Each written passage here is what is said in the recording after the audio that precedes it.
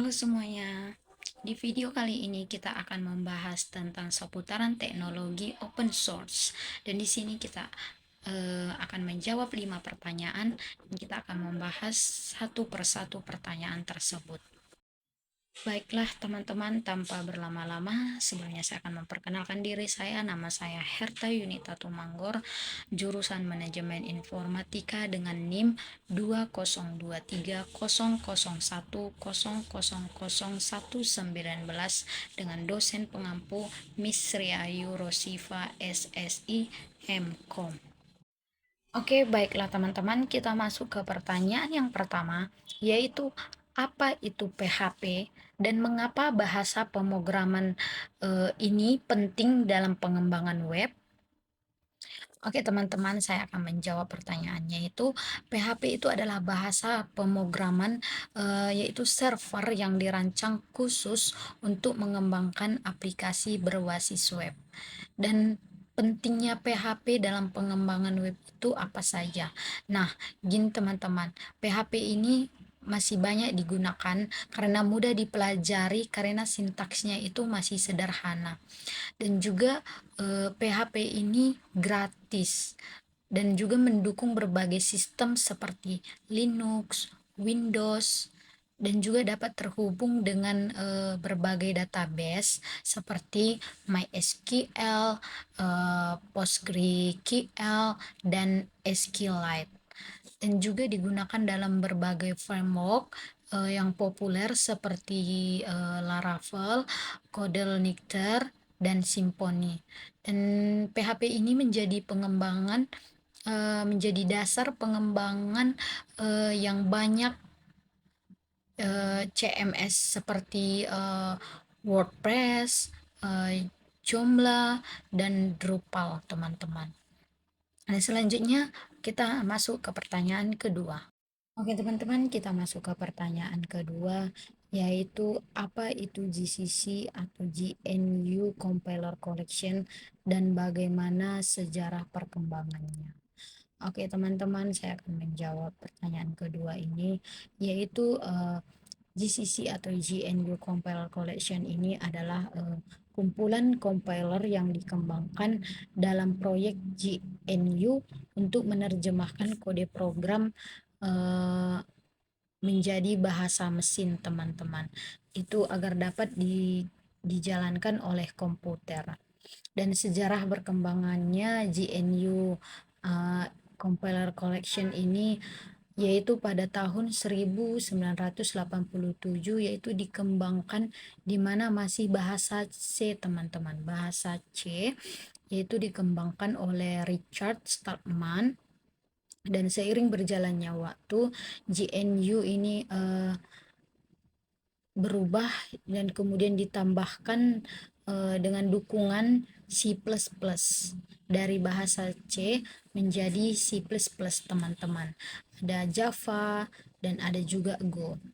Dan GCC ini menjadi compiler utama pada sistem seperti Linux, dan saat ini GCC terus dikembangkan oleh komunitas GNU, teman-teman, dan sampai sekarang masih populer, yaitu salah satu compiler yang terpopuler di dunia, teman-teman, dan masih banyak digunakan.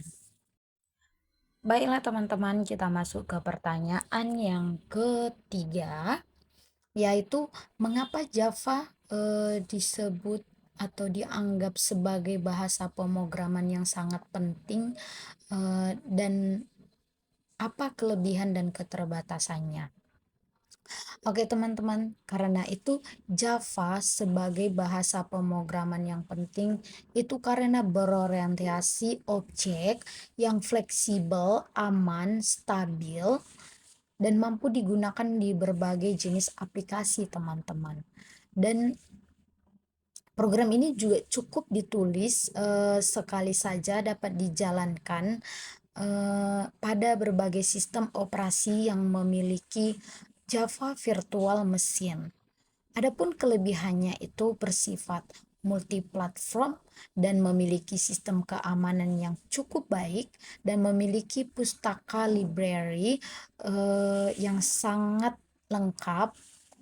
Dan keterbatasannya memang itu penggunaan memorinya relatif lebih besar dibandingkan C atau C++, dan startup aplikasinya juga lebih lambat, dan sintaksnya itu relatif lebih panjang dibandingkan beberapa bahasa modern, teman-teman.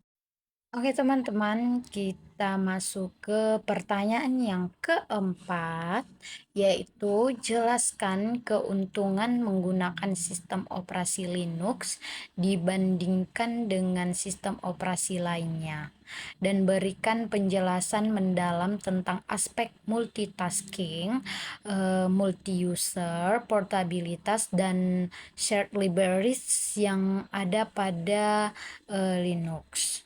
Oke teman-teman, Linux itu mampu menjalankan banyak proses secara bersamaan tanpa mengganggu proses lainnya, teman-teman.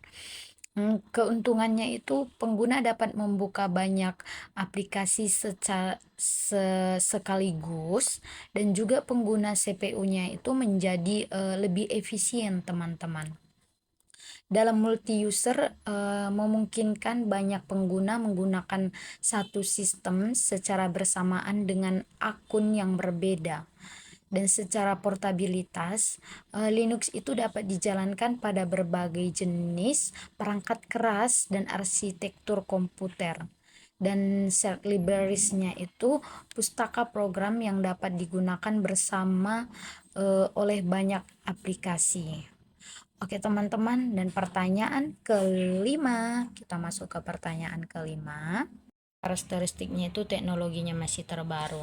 Nah, keunggulan Ubuntu ini dokumentasinya lengkap, ramah untuk pemula, dan cocok untuk pendidikan atau desktop. Yang keunggulan untuk Debian ini aman dan handal, dan cocok untuk server dan produksi. Dan Fedora ini keunggulannya fiturnya modern dan keamanannya cukup tinggi, dan cocok untuk pengembangan dan pengguna tingkat lanjut. Terima kasih. Sekian dari video saya. Terima kasih juga buat Miss Sri Ayu Rosifa SSI Mkom telah mengajari saya untuk memahami teknologi open source ini. Dan buat teman-teman, semoga video saya ini bermanfaat juga. Terima kasih, jangan lupa di like dan di subscribe. Thank you for watching.